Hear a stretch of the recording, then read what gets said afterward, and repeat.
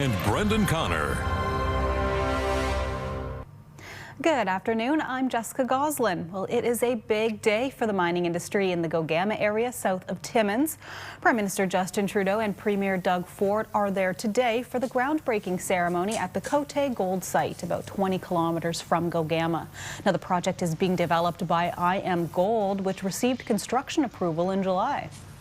It's great to be here at the groundbreaking of the Côté Gold mine.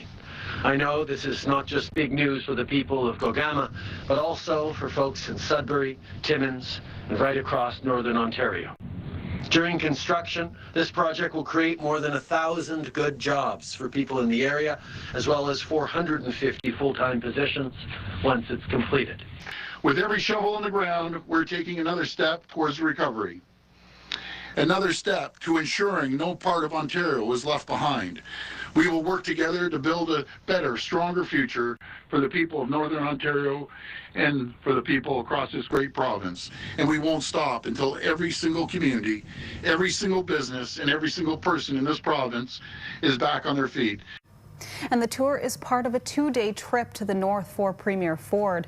Yesterday, Ford announced nearly $15 million in funding to expand support for mental health and addiction services. CTV's Ian Campbell has those details. Through depression. Groups have been asking for it, and the Ontario Premier wanted them to know he's listening. He says COVID-19 has left a wider impact across Ontario in terms of things like isolation, depression, and anxiety. This money will go towards safely resuming in-person counseling services, virtual services, and providing care in congregate settings. This investment also includes specialized services for Indigenous communities focused on supporting our Indigenous youth and children. It's been a tough go for service providers who have had to hire additional staff while covering the costs now associated with COVID-19. The government says a lot of it will be used in the north and in rural areas. Northerners know it best. When health care and mental health services are available closer to home, northern communities and families can thrive. It's a little difficult in more rural areas where you don't have the critical mass to create as many services as you would in an urban area. Boucher is the new executive director for NISA. He says with COVID, they have more expenses and have to make do with less. This announcement is welcome news. Any investment for those organizations is going to be fantastic. It's very much needed in our community. In the meantime, the Premier is asking everyone to continue taking the restrictions seriously. Wash your hands, sanitize your hands, and practice social distancing, and then we're good to go. So I'll help the regions any way I can. Ford adds there are no plans as of yet to roll back restrictions. He says they're keeping an eye on those areas of Ontario that are seeing spikes. And as far as gathering for Thanksgiving or Halloween, he says it's still too soon to say. Ian Campbell, CTV News, Sudbury. And for more on the announcements made yesterday and today, including all of the stories we present, visit our website, ctvnewsnorthernontario.ca. The Porcupine Health Unit in Timmins is reporting its 75th case of COVID-19 in the area. Officials say a man in his 40s was tested 2 days ago and is now self-isolating. Well, today marks 6 months since the World Health Organization declared the spread of COVID-19 constituted a global pandemic. More than 28 million people have tested positive and roughly 910,000 have died. More than 250,000 new cases of COVID-19 are being diagnosed every day. And in Canada, we're expected to hit 135,000 cases today, and there have been more than 9,000 deaths. Well, 2 days ago, Premier Ford blasted the federal quarantine system, saying federal health officers aren't laying charges against those who break the Quarantine Act. Now, Federal Health Minister Patty Hajdu is firing back, telling CTV's Evan Solomon provincial police can also enforce quarantine rules. Just remind Premier Ford that, in fact, the OPP who are participating in enforcing the quarantine with the RCMP have full authority to lay charges. So I would encourage him to speak with the Ontario Provincial Police and tell them that if they feel that charges are appropriate, that they should go ahead and use the Quarantine Act as they've been empowered to do so. I think, it's very important that we remember that the majority of disease spread here in Ontario is happening through community spread. And I would encourage the Premier and his team to continue their hard work to build up testing capacity and use the full testing capacity that the federal government is supporting with billions of dollars. Premier Ford said there have been more than 600 cases where people have broken quarantine rules in Ontario, but none have been charged. Prime Minister Justin Trudeau will hold a virtual First Minister's meeting on federal health care transfers. He agreed to this meeting during a conference call with premiers yesterday. This was a day after Quebec Premier François Legault and Premier Ford issued a joint call for a significant increase in the funding Ottawa sends them for health care. The federal government has already committed $19 billion to the provinces in the wake of the COVID-19 pandemic. Well, as the North tries to recover from the pandemic, there's some good economic news from the province for the City of North Bay's film and television industry. Nipissing MPP Vic Fideli says $5.5 million will be distributed to 4 companies for production in North Bay and Powassan. He made the announcement while on set of a Christmas film currently in production. Fideli says the investment will strengthen the industry while creating jobs in the region. Film is really specialized. We have it here in North Bay. It's a huge industry, and they're back. They came back. There's people working on the sets right now. We're seeing full-time people working in the film industry here in Northern Ontario, honing their skills.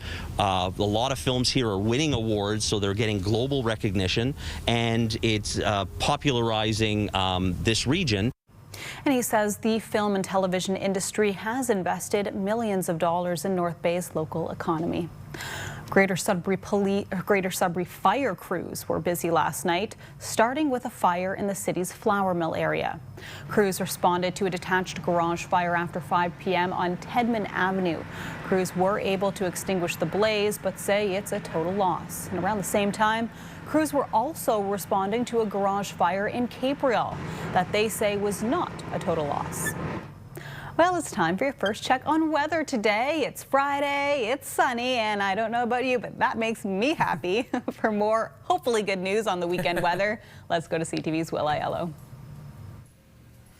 Yes, Jessica, finally seeing that glorious return of the sunshine. Temperatures are going to pick up this afternoon as well, back to seasonal. That is going to feel so good.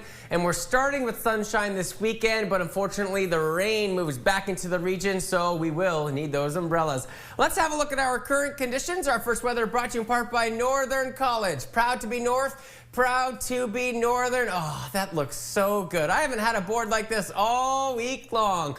15s and sunny in Timmins, Chapleau, and Parry Sound. Mix of sun and cloud in North Bay, and 14s in Wawa and Sault Ste. Marie. And sunny in Sudbury, 13 degrees. It will warm up this afternoon. I'll touch on that in my full weather forecast. Just back to you. Loving the look of all of that sunshine. Thanks for that, Will.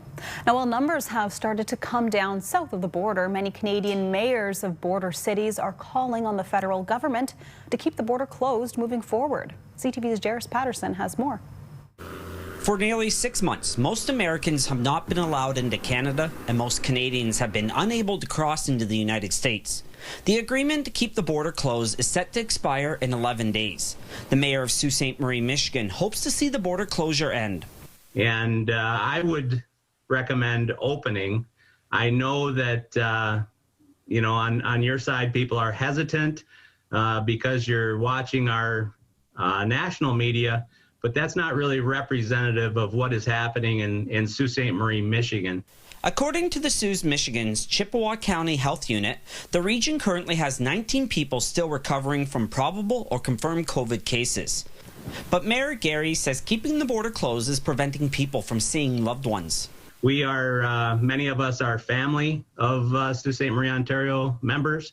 Many of us have separated families right now. The economy between the two Saults depends on people from both countries crossing regularly and spending. But the Canadian Sault mayor says safety should be the priority. He's part of a group of Canadian border city mayors that recently spoke with Canada's public safety minister to voice their concerns. And I can tell you that there's unanimous support for the government's current position amongst the border city mayors that participated in the call. We believe that the closure of the border is the right thing to do for our country, our province, and our respective communities. Some politicians have spoken about opening up some smaller border crossings like Sault Ste. Marie. Mayor Provenzano doesn't see that happening. He says if one border crossing opens, all of them need to across the country, and not just the one in his city. Jairus Patterson, CTV News, Sault Ste. Marie. In the North Bay area, some people will be switching over to natural gas in the coming months. Construction on the underground pipeline is underway, and the province is investing in the project. CTV's Eric Tashner reports. The long-awaited project is good news for consumers and businesses in the area after the province and Enbridge Energy decided last March to proceed with the pipeline. We're